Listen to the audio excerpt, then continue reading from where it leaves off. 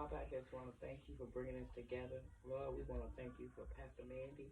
We want to thank you for placing her in our lives. We want to thank you for the gatherings that we have had thus far. Lord, I'm asking you to continue to bless her in every area of her life. Bless each and every one that's in this room. Lord, let us receive what she's about to give to us. Let it fulfill us. Let it continue to carry us through the week. Lord, we just ask your blessings upon today. This and many more blessings we ask your darling son in Jesus' name. Amen. Amen. Very good. Appreciate that. Thank you guys for coming for tonight's fellowship. We all make the fellowship. Not one person, it's about all of us. Mm-hmm. We make these meetings and these gatherings, and they are so precious. I be blessed as well as you guys. I had spring break when Arkansas was out, when the school was out. I had my grandkids. I was straight tired, but I had a blast. I had a blast with them, and then the next week after that, I was still trying to recuperate and catch up on my work. So we missed that Thursday, but Sister LaShawn was like, "Hey sis, when we having the next meeting?" I was like, "Mandy, you better get back on it."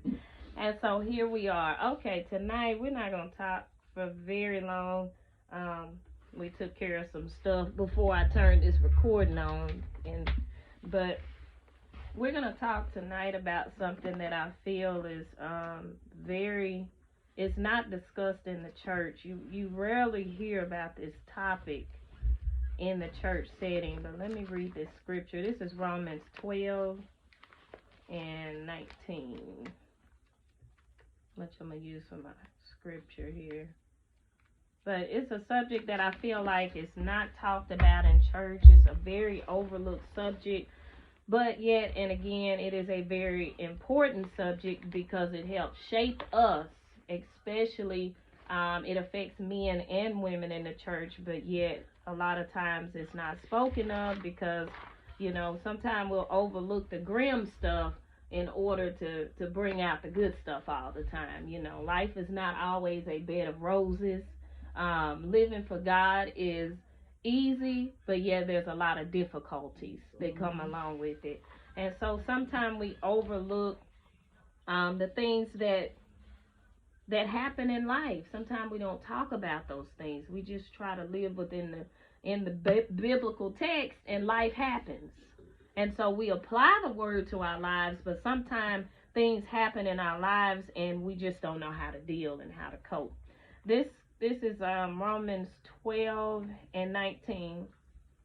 It says, "Dearly beloved, avenge not yourselves, but rather give place unto wrath, for it is written, Vengeance is mine, I will repay, saith the Lord. Therefore, if your enemy is hungry, feed him. If he thirst, give him something to drink. For in so doing, you shall heap coals of fire on his head." Verse 21 says, "Be not overcome of evil, but overcome evil with good." And that can be applied to talking about forgiveness, but we're going to talk about sexual violations. We're going to talk about molestation, rape. Every 60 seconds, a woman is raped in this country. Every 60 seconds, a woman is taken advantage of. Out of 10 women, 1 out of every 4 women has been either raped or molested somewhere in their lives. From the ages of 17 to 20 to late 20s are the biggest or the most critical time for sexual abuse to happen. We're raised in a society that teaches us that the more sexier you look, the more attention you'll get, but sometimes that attention don't be good attention. Right. Some of us were taken advantage of when we were young children and we shouldn't have had no idea about nothing that was sexual. But as children, the enemy has always tried to come in and to steal the innocence of the children. You know why? Because from the age of from 1 to, I believe is it 8? From 1 to 8, those are very critical years in the life of a child. My first encounter with someone taking advantage or introducing me to something sexually was 5 years old. I still remember to this day being violated.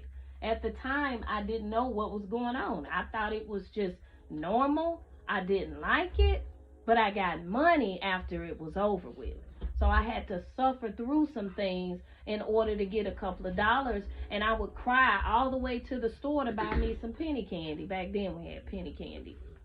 And I would cry all the way to the store to buy it, but once I bought the candy, I would dry my face up, and I was young, so I never thought, hey, tell somebody that this is happening to you. And this individual was somebody that was very close to us, to the family, and actually a part of the family. It was someone my mom was actually dating, and had took my other sibling under his wings and was a father to him. But when it came to me, he was violating me.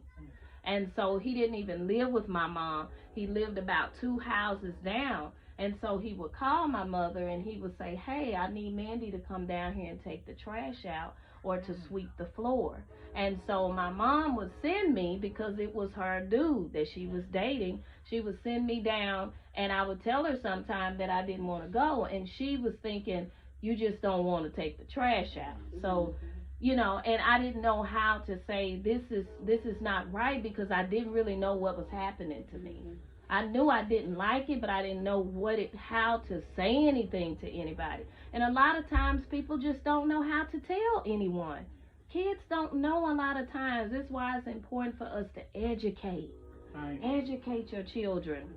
I know a lot of times we want our kids to be like, oh, they too young to be hearing about that. Baby, internet done taught them everything. Amen. You hear me? Yeah. And you got these little bitty kids on the floor trying to twerk and stuff. They done seen more than it took us 10 years before we was introduced to. But these kids are so much wiser. And they need to be taught that, hey, there's certain parts of your body that people should not put their hands on. Amen.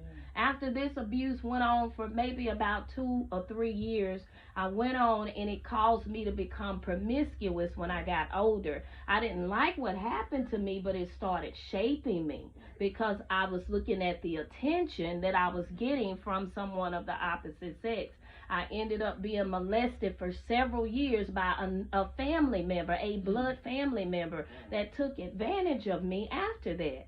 And so my life began to just spiral out of control, because I didn't tell when I was like this. So now, sadly enough, this becomes a weird normal, if that makes sense. And a lot of times when children are molested, it's a period of time. The offender will continue to kind of get them comfortable, and then they'll continue to get them comfortable until they have them in full-fledged molestation. It can manifest in different ways, masturbation, all these type of things. I know the kids are in there, but this is a subject that we don't deal with in the church. You got so many people that have been raped, molested, taken advantage of. You have so many women that can't stay in a marriage relationship because the things that happened to me as a child, it began to affect me when I got married. It began to cause me to be kind of rough with men. And I'm not saying that every woman that's kind of rough with a man, but it causes trust issues that be deep down embedded. And no matter how much you love, it don't matter how good a man is sometimes. It don't matter how good he treats you, how good he talks, how you see, you can trust him. He's not showing you anything negative or toxic, but it's something in you that constantly keeps a guard up. And sometimes those memories will still, to this day, come back. And those are things that we have to learn to heal from. Because when you don't heal from sexual sin, someone violating your body and stuff, it can cause you to become someone that you're not. It affects our personalities. So I'm sure we all have dealt with those type of things. So, it's sad, but majority of the people that end up molested and raped is done by family members. Yep. And so then you have incest.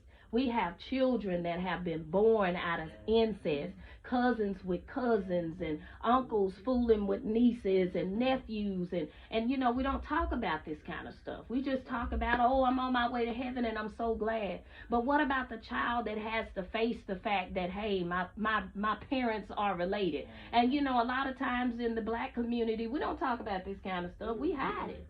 We sweep it up under the rug.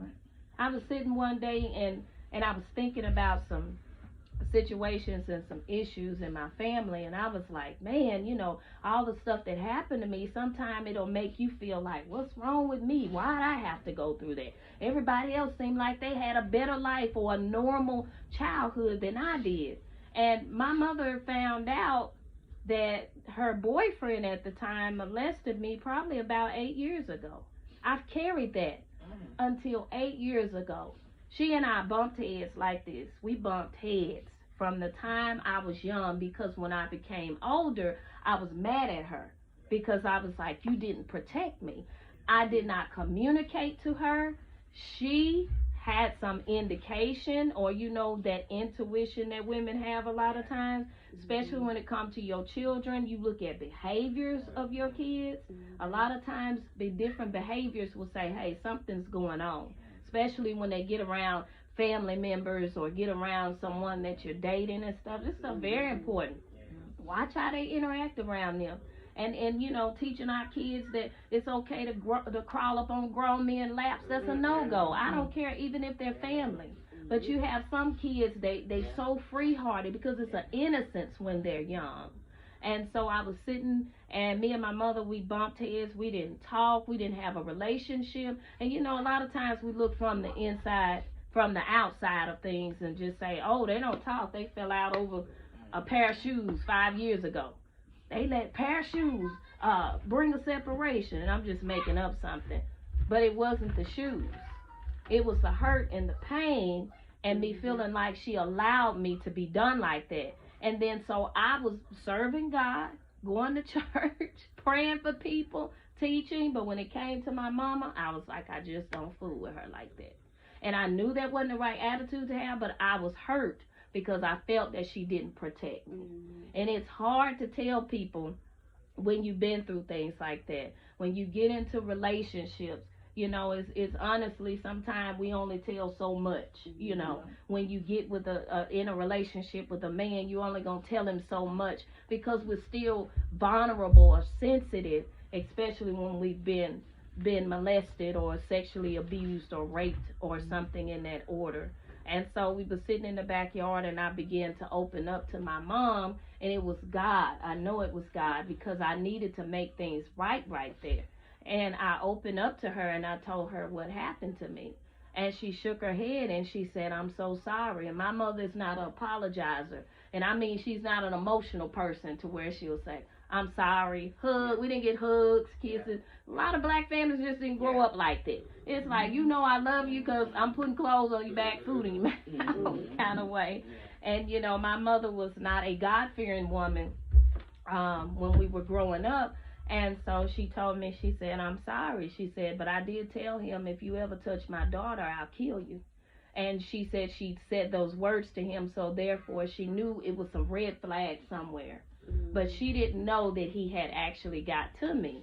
Well, the sad part about it is that I told you my brother, he was raised with that being his dad. And this man died maybe about 15, 20 years ago. I was a teen when he died. And I just really didn't have any emotion about it because it went to the grave. And when I got older and when I had learned better, then he stopped because he said she's more wise now. She can tell on me. And everybody upheld him as, person to give you the shirt off his back. Most offenders are going to be those people that hide everything. They're going to look like the perfect gentleman. And there's some women that molest little girls and they molest boys. And so this happens. And this is part of the reason why we have a lot of homosexuality.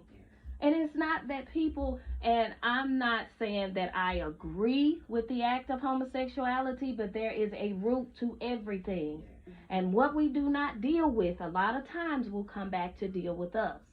So if a man hurt me, I'm not going to want a man. Do you hear what I'm saying? You're not, because every time you're with a man, it's going to bring back that memory or that resemblance of that traumatic experience.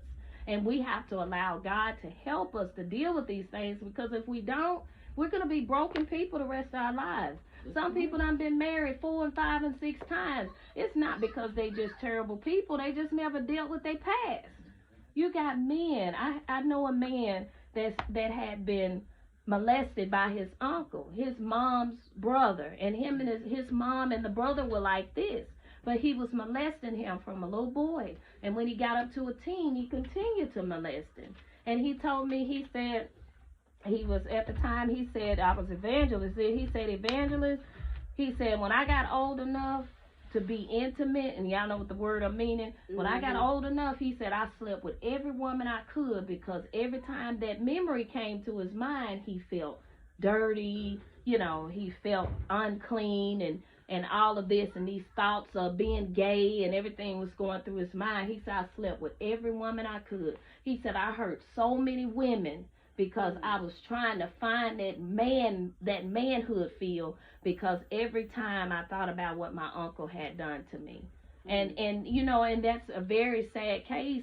And he said he recently had told his mom. So some people go to the grave never telling. You know, and a lot of the older people, I found out that my grandmother, she had a older son. You know how sometimes the older people have two sets of kids, an old set and a younger set, and found out that my grandmother was raped, got pregnant, and the older son that she had, which was my uncle, we never met because his dad took him, she was raped. So he was conceived by rape. But we don't talk about these type of things in the church. We just, oh, it's a blessing that a baby is born. You know, but some people carry stuff and we don't deal with it. And the thing about it is that when you've been sexually violated, it does not go away. It doesn't. There can be moments where things trigger us. This is why sometimes in relationships we'll have triggers and stuff. It could be the smallest thing. Just say, for instance, somebody leave a sock on the floor. Your husband leave a sock on the floor. And because you feeling some type of way that day, because you done thought about some of the things you done been through concerning men, or, you know, you may be emotionally upset over what happened to you when you were violated sexually, then you going to make a big blow up, and sometimes people will divorce over a sock on the floor. The sock was never the problem. Remember that hurt people hurt people. Broke people break people. And if you got two people that are broken, if I never deal with what's going on in my heart, Sister LaShawn, after all I've been through, if I never dealt with the violation, it caused me to spend my life, a great deal of my life, Sister Ruby, just letting people push over me.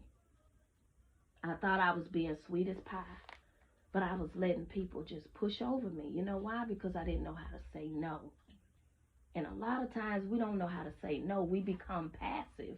And we think, well, this is just my personality. No, you're wounded. And when you're wounded, you think it's something wrong with saying no. We've dealt with men in the past. You get to dating them in the past, and all of a sudden he ready to go in. And you could be caught up in that moment where y'all about to go in, and then you start saying no, and he's being kind of aggressive and pushing himself on. Then what you do? As women, be real, we give in, knowing we wasn't ready for that. But because we've been taught that it's okay to let it, well, I'm just going just this one time, or I didn't want to. How many know that know me know? But when you've been violated so many times, this becomes normal. And then we enter into a relationship sexually with this person, and then we realize, I don't even like you. So now I done gave you a part of me. So we either going to stay together and be toxic buddies, or somebody going to have to move around. Or we end up marrying people that we shouldn't have married. Done that. Yes, marrying people you shouldn't. What you were saying is like so true, and I'm sitting over here like, Lord, how is she? I mean, I was in one of the worst marriages possible. I thought I had found my Prince Charming, and little did I know, Prince Charming didn't exist in him. You had multiple women. You literally came home from the club one night. Now, you know how you be slapped when you woke. Be slapped from being asleep to being woke. It had to be, you held a gun on me and made me strip butt naked. And the story that you came up with, me so blinded by love, I'm like, okay, you know, he going through what he going through, and I couldn't go see my mom there, but his mom jumped up at the time his mom was living, and she was like, what is going on? And he came up with the same story with her. Something just wasn't right with this story. I'm black, blue, couldn't go see my mom then, and she happened to make a phone call, and it was like, no, that ain't true. Look, girl, just left my house. She lived 2 blocks away from me. I collapsed to the floor. Get to the emergency room. What do? Cover up. No, that ain't what happened. Yeah. So we get back home. He tell me, let's take a walk. Me, dumb enough. Okay, maybe finna apologize. You tell me, oh, I was so caught up in the street, I didn't know what else to do. Wow. I still stayed until I was on the phone with my mama. She was at work one day, and it was terrible. And you was ripping my shirt off and all that, and my mama, I thought I had hung up, but I didn't. And I thank God I didn't, because my mom was working at the school, and she called the police. 7 carloads of police came over there. And they was like, you either gonna stay or you gonna go. But this one man pulled me to the side. Remember California? He said, let me tell you something. A lot of women that stayed in this situation didn't make it out of it. Yes. He said, I want you to make it out of it. Yeah, yes. I made it up in my mind. I laid them rings on that table and told them I'm going back to my mom. Yes. And it was a lot from my childhood, you know, like you said, the incest. I have had cousins that say, oh, well, you know, they did this back in the, I don't care what they did back in the day, but we don't believe in that right now. Right. I had an uncle who tried to get in the bed with me. With my homegirl on the phone, she was like, you ain't coming quick enough. Yeah. And you're afraid to tell them no because you don't know how a man can overpower you. And that's what was scaring me, because I'm like, if I keep saying no or keep acting like I'm here asleep, I ain't no telling what he might try to do to me. And I was just like, I'm not finna keep going through this. And I finally just shut myself off. The last relationship I had, it made me shut everything off. Yeah. And when I say everything, I said, Lord, this is not for me. Yes. If it ain't from you, I got to start saying no. Yes.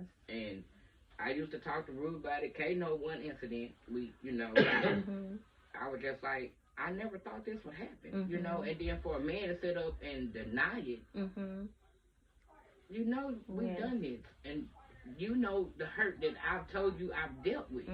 So here you go hurt me even more because you got this persona, like you say. People not gonna think that you're this type of guy because of who you are. They thinking, oh, you just this A1 guy, and you no.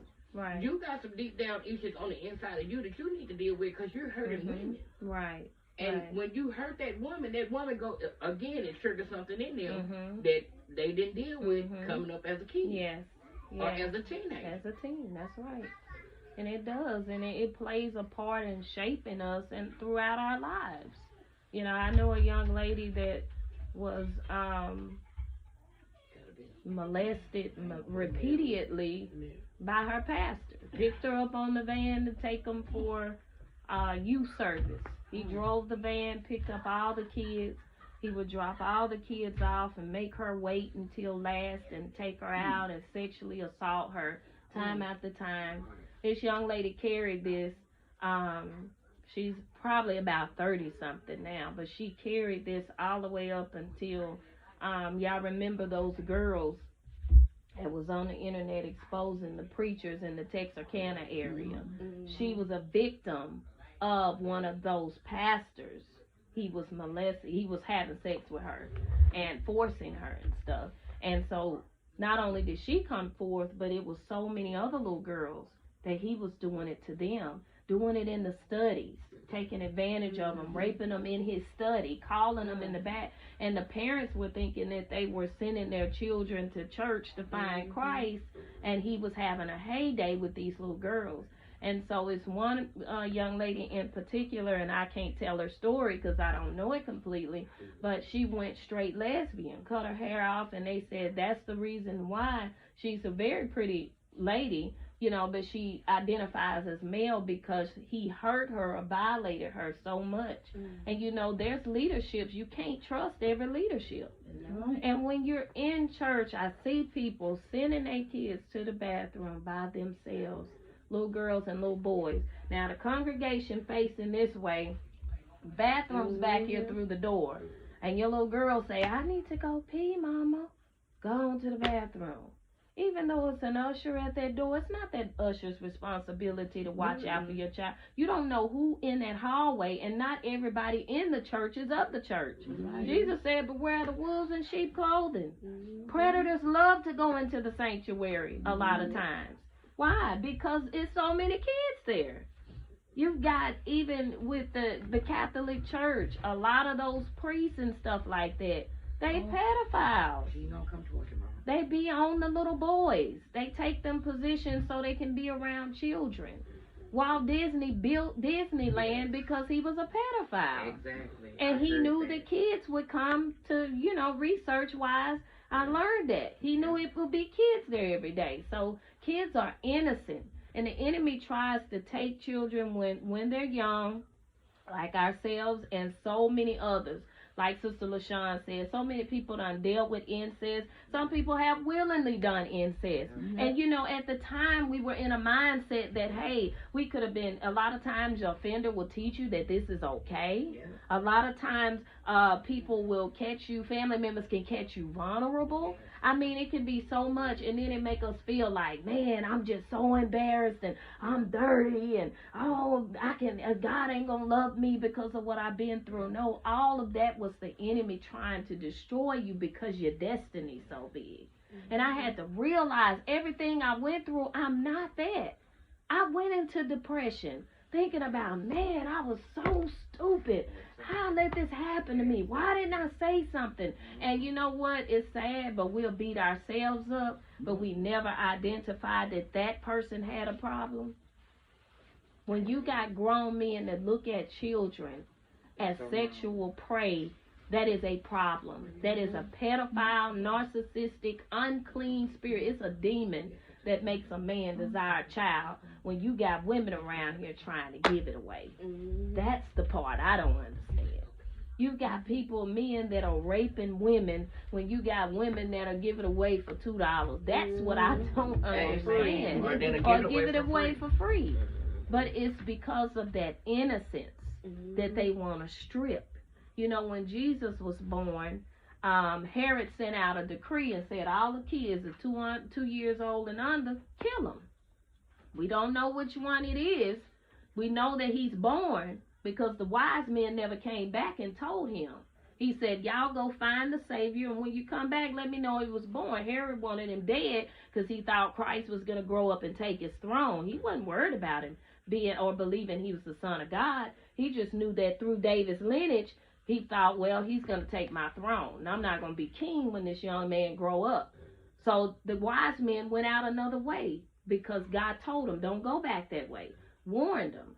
Herod, being evil as he was, he said, well, we looking at the timeline. When I last seen, I'm just paraphrasing, when I last seen the wise men, it had to be between 1 year and 2, so all the kids 2 and under, kill them. And they began to kill all the little boys because they knew he was male. And they knew he had to be 2 or somewhere under 2. So they were killing all the males. And we know how God caused them to go, and Christ ended up, you know, they hid him, and the Savior of the world made it to the cross for us. But in that period of time, so the enemy has always tried to destroy the children, take their innocence. And when a child is changed and altered in that way, young men get molested as much, but we don't really hear about the young men that go through being messed with and stuff like that. And sometimes I had a friend of mine, she had a son that was molested by another young man. She got married and she was with a guy and he had a son. Her son was probably about 6 years old and this young man was about 13. This young man started molesting the 6-year-old, and because they shared bedrooms, and they were married, so she thought everything was good. And the 13-year-old started molesting the 6-year-old, in the bedroom. And this went on for several years. She thought they were just close brothers. Mm-hmm. And so one day the 6-year-old comes in there and he tells her that he was hurting in his bottom part. And so she said, she asked him, well, you know, she's thinking maybe he had hemorrhoids or something like that. And she said, well, what happened? Did you fall? You know, she's asking him questions, innocent questions. And he said, no, such and such touched me, which was the brother. Mm-hmm. And so she started investigating, and it caused her marriage to break up because it was the husband's son, and it caused a big wedge, and there was the no, he didn't do it, and yes he did, and sadly enough, as her son got older, the son became feminine, and to this day he dressed like a girl. And so it's sad, but he was going through that sexual abuse, but she never would have thought that it was going on. So a lot of times little boys are abused, but women are more emotional, and a lot of times we show things differently. Little girls will show more emotion than a little boy does. And sometimes kids will act out. When they being molested, they'll act out, be like, his behavior, I'm tired of him acting up. Sometimes kids just don't know how to deal with stuff that happened to them. And they know that they don't like it. But like me, when I was 4 going into 5, I knew I didn't like it, but I just didn't know that this is wrong. Go tell someone. Had someone asked me or told me, hey, if anybody make you feel a certain way or touch you, this, that, and the other, I would have knew how to do that. And I didn't learn this until I was about 13 years old. And sadly enough, the person that told me if someone violates you and touch you was the family member that violated and touched me in the way that he was teaching me that if somebody touch you like this, tell someone. So the very person that you trust and you love, and that's your family member, and they tell you this, but then they turn around and violate you, who do you tell? Mm-hmm. And it causes a lot of times people to become confused. We'll go through life, we'll go through church, we'll go through all of this like we're just whole people, and we're really not whole. We're broken. And we'll go through relationships after relationship, marriage after marriage, and we're broken. I know some women that have been molested when they were kids. They go on to get married, and they hardly want their husbands touching them. Then you got a whole nother battle, because now sexually he's being deprived, and he's thinking, well, she don't want me touching her, so there he is stepping out. This stuff happens in the church. We try to act like it don't, but a lot of times, sometimes, and I'm not making an excuse for infidelity, but sometimes when a woman is having that warfare and that battle, and she ain't healed from that stuff, sometime when that man touch her, I can remember in the past, husband touched me, I'm jumping. Because just for that instant, the memories will come back. Because that's some stuff that has to be dealt with. And it takes God. It takes the church saying that, hey, it's nothing wrong with you. You didn't deserve that. You didn't ask for that. You may have participated, because after a while when something bad keeps happening, sometimes we kind of just let our guard down. It doesn't mean it's the happiest thing in the world, but it's not that you asked for that. And so you have to realize that there's some predators and some monsters in this world. And a lot of times, people that molest people, men that molest little girls and so forth and so on, somebody touched them. So when they don't deal with that behavior will come back around. If they sexually violate you somewhere, whether it was a man or a woman violated them sexually somewhere, something happened. I believe 9 times out of 10 that made them turn into the predator that they were, because they didn't like it, but a lot of times they'll go do the same thing to somebody else that they didn't like happen to them. And it's like it becomes a craving. So we have to be careful with our kids around men. We have to be careful with our little boys around some ladies. You got people today will leave their kids with anybody. And I mean any and everybody. Just drop them off. Dropping them off at folk house. Be like, aren't you going to go in? No. Before my kids even went to somebody's house, for a play date, or if I was going to drive them to the mall, I'm going up to the house, and my kids used to get mad. I'm gonna go up to the door and I'm gonna knock and say, "Hi, can I meet your parents?" Oh, I'm on my way out. Let me meet your mom and dad. Let me lay some eyes on somebody. Because I'm trying to get a feel of who I'm dealing with. And then if you got the mama coming to the door and the dude laid up on the couch with the remote, didn't even open the door for you, I already know what kind of, you know what I'm saying? My mom was one of them, and me and Ruby talk about this all the time. Me and Sister K talk about this all the time. Parents ain't doing like they used to do back in the old days. Mm-hmm. My mom was one of them women. If Kay was my sibling, or Ruby was my sibling, Mm-hmm. and they didn't want to go to the game, Mm-hmm. I wasn't going.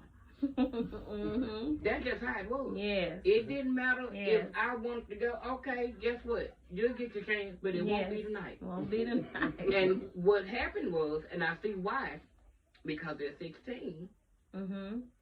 being promiscuous is that what they call it. Mm-hmm. You know, being in a new school, Mm-hmm. at the school my sister, everybody know who I am. Mm-hmm. I'm like, all right, I'm gonna go to this game. Mm-hmm. Talk my little baby brother into going with me.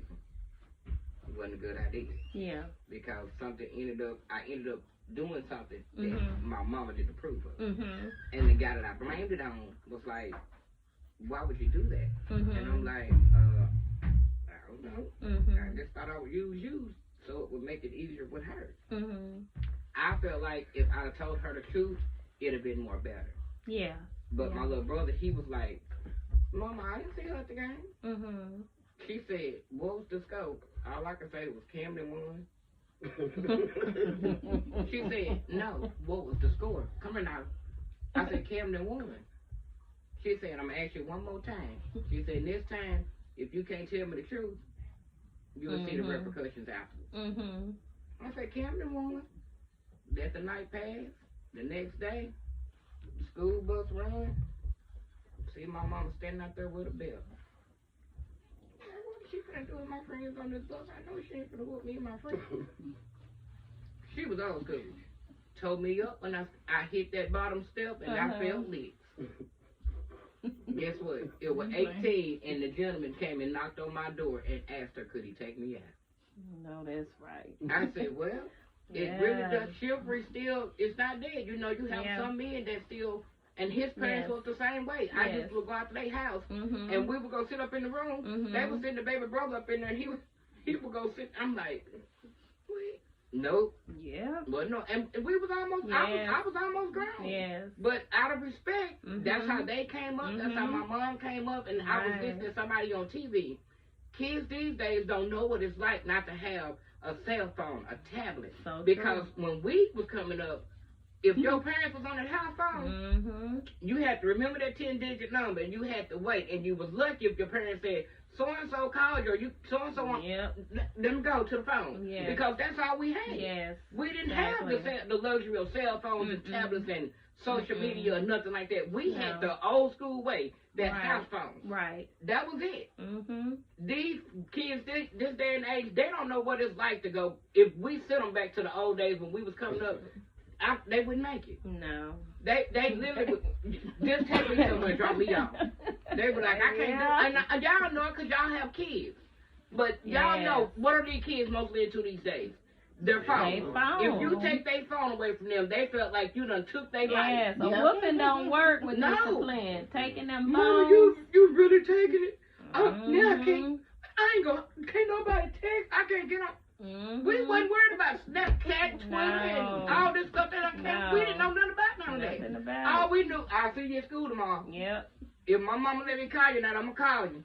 Guess what? If you couldn't call them that night, talk to them tomorrow at school. That's right. That's what we knew. And if a lot of parents would instill that in their kids right today, and that's one thing I love about Ruby.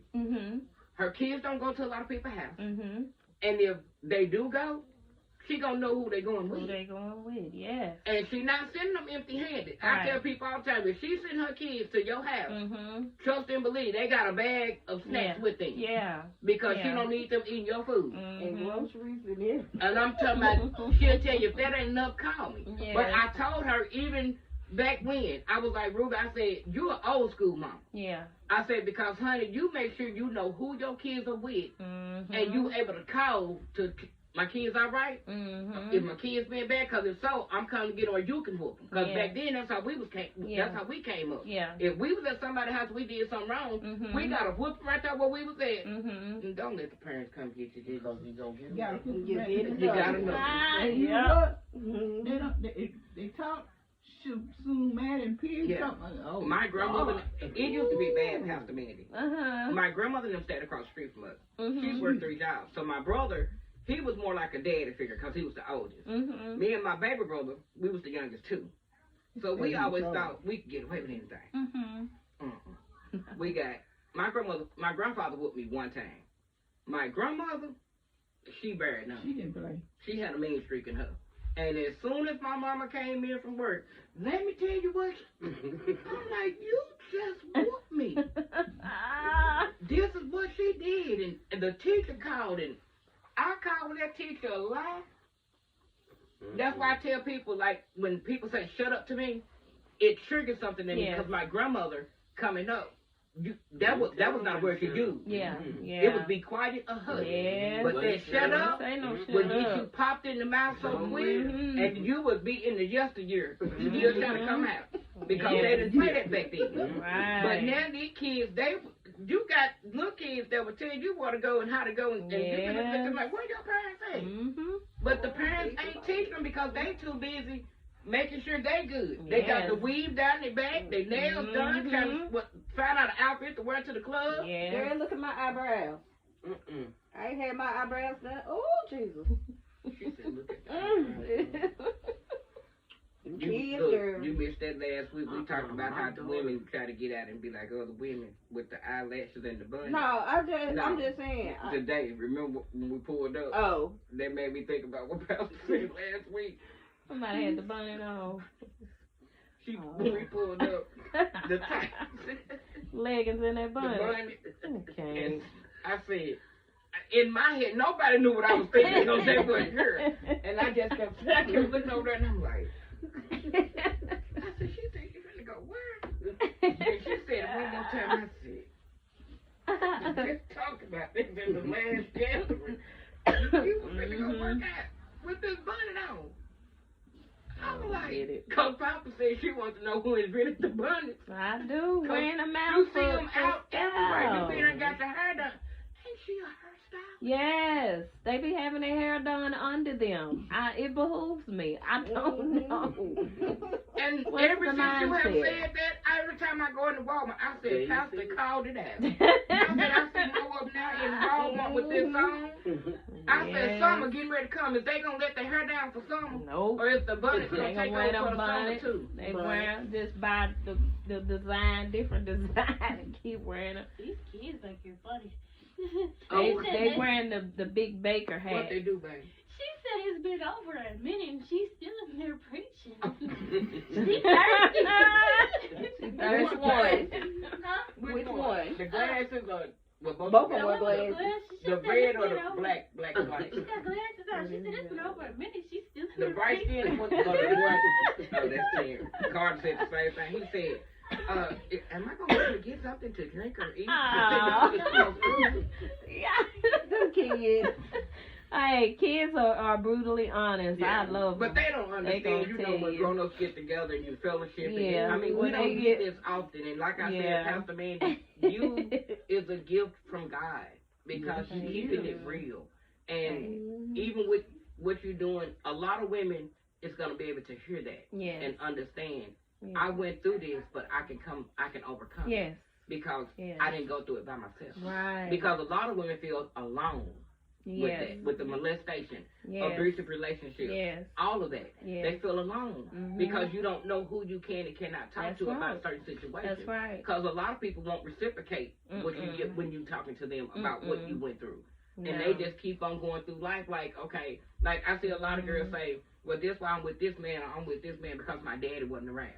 My daddy wasn't around, but daddy Right. made me go from man to man. Right.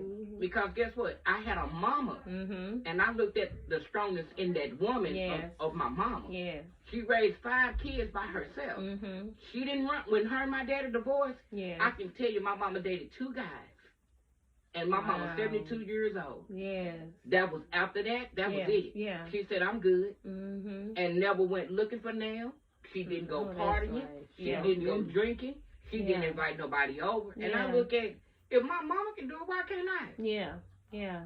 That's why when it took me so long to announce that I finally had somebody, because I wanted to keep it a secret, because I didn't want nobody messing it up. Mhm. Exactly. Because I'm looking at, if my mama can do this, I can do this. Yes. You know, and I Yes. look at y'all single moms, don't get it wrong. I take my hat off to y'all. Mhm. Because y'all do what the daddies can't do. Mhm. Y'all are there to take them to the doctor, talk to them.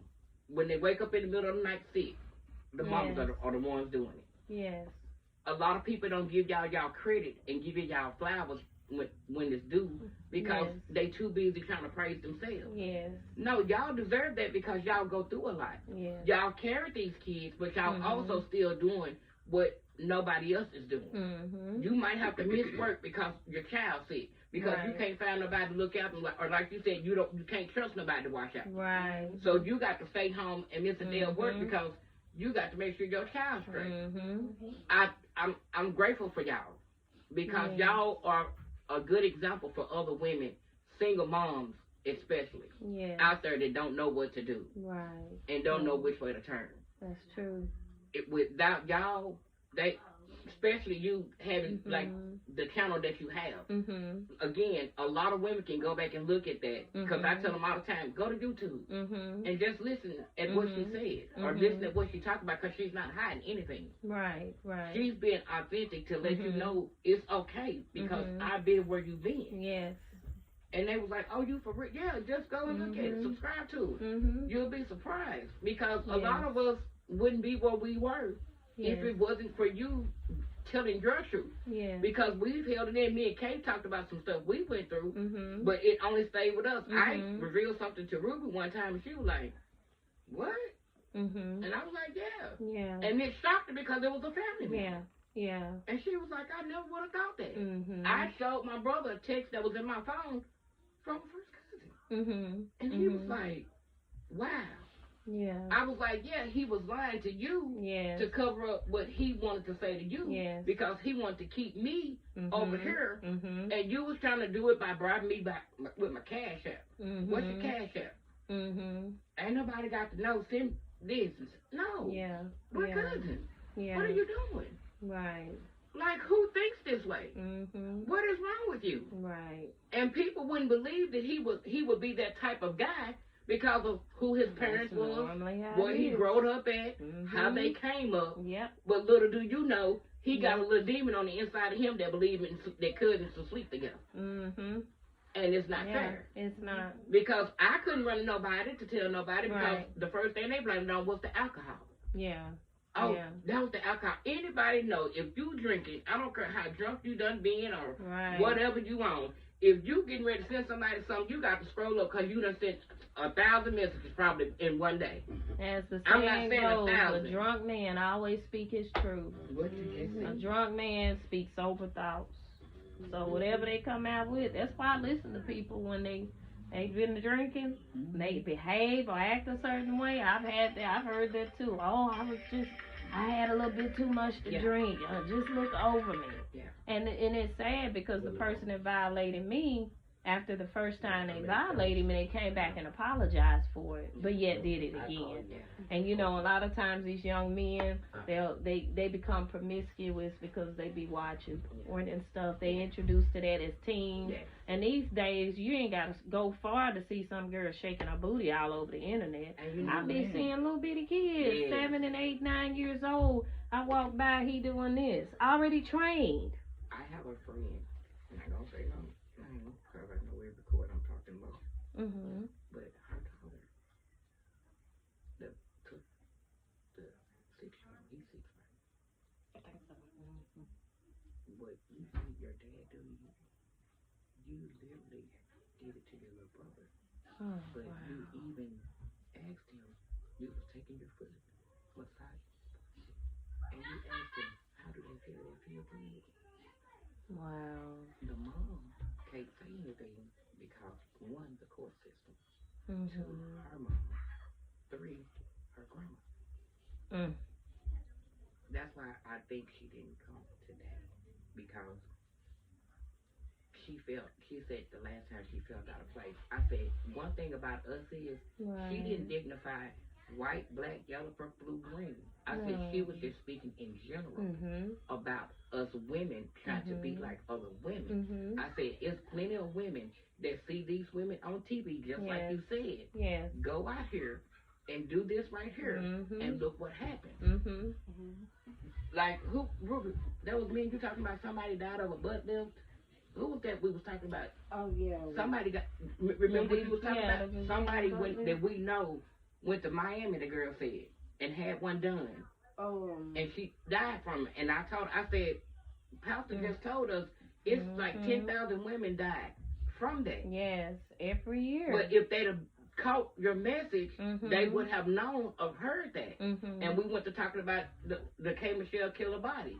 Because she's having to have another surgery. It was one girl, y'all, she was filled with arsenic and some other stuff, and she was rotting from the inside out, and she was scared to tell her son. And when she did tell him, you know what he told her? He said, Mom, I'm going to love you regardless. He said, you didn't have to change for anybody. Wow. He said, you was perfect the way you were. Wow. And that right there made her feel like, okay, if I can overcome this, I won't never touch my body again. But she felt so insecure because her hips wasn't right and this, that, and the other. Yeah. I told him, what happened to old exercising? Right. Squat. Yeah. Eat potatoes, that's the old folks used to say. Or some bread. Hey, get it together. Yeah. You spread out.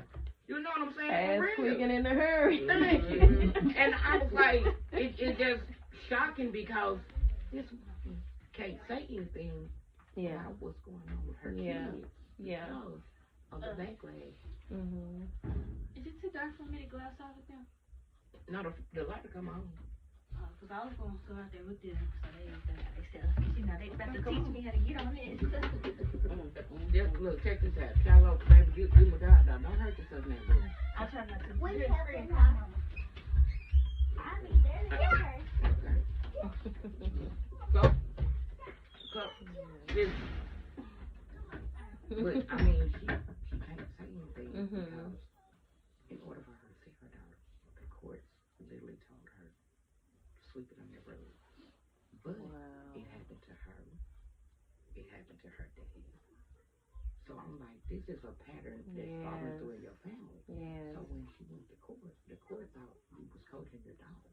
No, the girl told me herself, my daddy, just like my mom and them was sitting on the couch, had a blanket. She was telling him, stop touching me. Told the grandmother, you know what the grandmother told the grandson? Leave her alone, and kept watching TV. She could tell me what two men were doing on a video. She could tell me what a man and woman was doing on a video. So when she went to come back to her mama, you went to act out with your brother. Because guess what? That was nothing a mama could say or do. And she didn't know what to say or do. And I feel like she's so trapped right now because she's trying to please the family. And she's letting everything that's going on just be, they sweeping it up under the rug. Wow. Like, you're not a good mama. You out doing this. Okay, when your kids in the bed, they in the bed. If you want to take a 2-hour break and go somewhere, ain't nothing wrong with that. As long as you back at home at a decent time and you there when that child get up. You're not doing too much. You're not at a club because, I mean, what's open on Mondays? Monday through Thursday. Nothing really here in Camden. You know, but she don't club. Yeah. So I'm looking like, how do I help this woman? You know, how can I, like, save her or try to give her advice when I'm battling her mom? Matter of fact,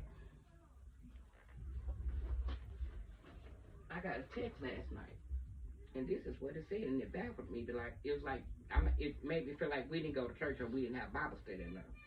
She said, I want her to be a good mom, but this is what she said.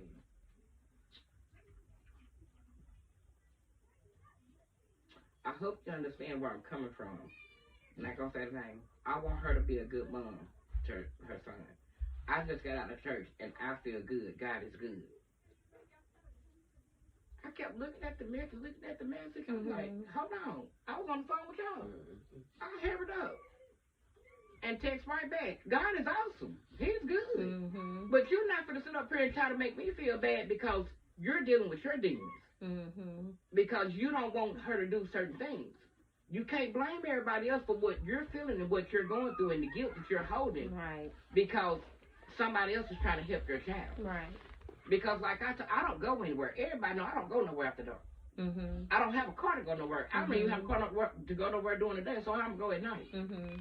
But how can I help her when there's a blockage? I can't. No. I told her all I'm going to do is pray. I can pray for you. That's it. But I'm not fitting to, nah. She come first. Yep, that's right. That's it. At the end of the day, she come first. And Lord, y'all can't them know. I will go to the end of the earth for anybody. Now, you tell me I walked over, I feel like I done been like the rocks out there in that on the ground, in that pavement. Just done, they done had to lay some more over me because I keep bending over backwards. Yeah. But at the same time, I don't look at it as a bad thing. I look at it like some people, not y'all. You know what I'm saying? When I do it, they don't know how to reciprocate it because I'm doing it from my heart. I'm not doing it because I want to showboat. Right. I'm not doing it because I need your praise. I'm not doing it because I need you to give me something. I'm doing it because one day I might need your help. I might be in a position to where I don't know what I'm going to do with myself. Yeah. So I try to help those I can help. I don't care. It could be a straight. It could be my enemy. As long as that man up above give me the strength to do it, I'm going to do it. Yes. Because I want to be better with myself. And every day I ask God, help me to help myself. Help me to be better with myself. Right. Because if I can't be better with myself, then I can't help nobody, including my mom. Exactly. And I tell people all the time, yes, she does come first, but at the same time, it's a different day dealing with somebody with dementia. So I have to constantly, I'm talking about, Pastor, I have to literally be like, Lord, help me. Because I'm dealing with something totally different than I did yesterday. And I get frustrated. I get overwhelmed. Yes. I feel like the whole world, the clothes is closing in on me. I feel like my room is closing in. And today my nephew made to come in. Well, it's her house. She can sit where she wants to sit. I understand that. But what I'm saying to you is I need to breathe just for a second. She can go where she want to go in her house. I just want to breathe. Yeah. He took it offensively. And I'm like, but I wasn't saying it to be offensive. I was just saying it was, because I don't sleep with a fan, with a heater on. I sleep with a fan on. So it was colder in my room. So I'm telling her, sit in the front room, it's warmer in there, and you'll be okay, knowing that you just had surgery. But y'all got to help me understand it, because it's like today, she didn't want to get out the car. If I'm not there or around, she's not going to get out. Yeah. But as soon as she get up in the morning, the first thing she do is come in my room. I can be asleep, and I hear something rattling. She's sitting in that chair in the dark. And I'm like, what you doing there? It's cold in here. My brother come in there, come in the front room where it's warm at. You go in there for 2-3 minutes, and you back in the room with me. Yeah. And I'm like, Lord, what do I do? Yeah. Because I don't want her to feel like I don't want to be around her. But at the same time, I be like, you know how it is when everybody first waking up. Yeah. You're kind of cranky until you wake on up and get it together, you know what I'm saying? And you be like, wow, help me, Lord. But I ask, every night I ask him for forgiveness, because I don't want to hurt nobody.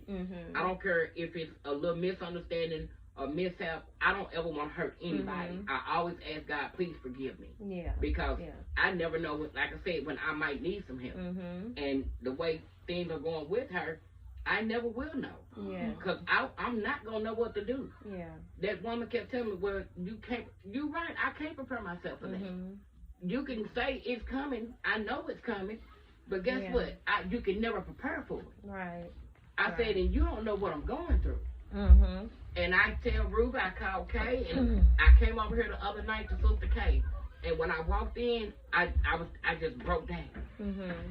And she was like, the light on is in your car. I don't know if you knew it was on the whole time. Did you turn it off? The car is locked. I just went out of the I just stuck my toe down. I was like, what do I do? You know, I'm like lost. She know how to ride a hoe. Okay, boo. Close the door.